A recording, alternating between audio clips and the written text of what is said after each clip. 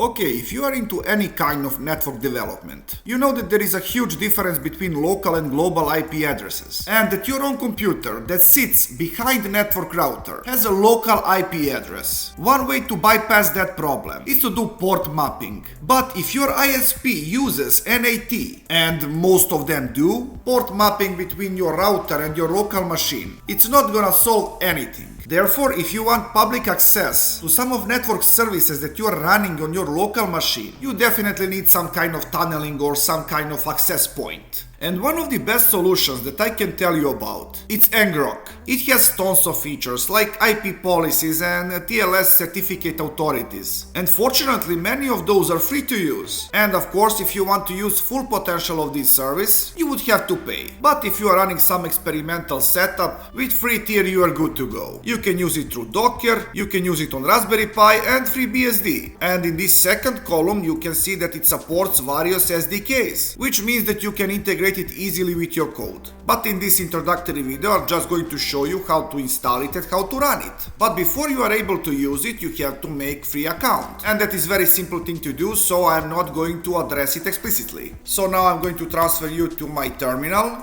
and I'm going to ls it. You can see that in here I have index.html and I'm going to open it.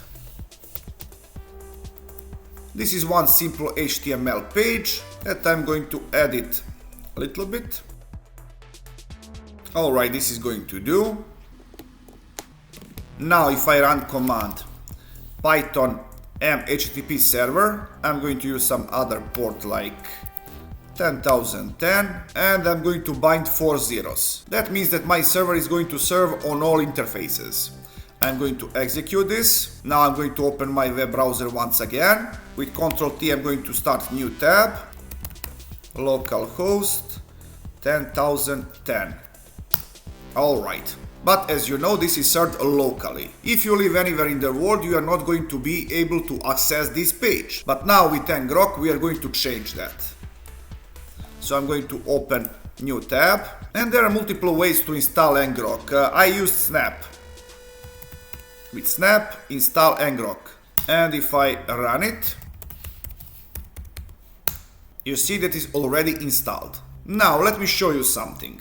After installation is done, you have to register your authentication token. I'm going to click on this second option and you can see that this authentication token is hidden. In order to set it up properly, you are going to use this command ngrok config add auto token and then you are going to paste this value. And I already did that. Finally, I'm just going to start this service with ngrok http and port where my local HTTP server is running. It's 10,010. Now everything that I have to do in order to access my web page from the side of World Wide Web is to navigate to this address. Once again, Ctrl Tab, I'm going to paste this address and we are back. But now this content is served globally. So guys, there are so many more things to say about this service. In some of upcoming episodes I'm probably going to address it from the perspective of coding. But for now I just want for you to know how to serve your content globally. So I hope that you learned something new and interesting. Please like, subscribe. See ya!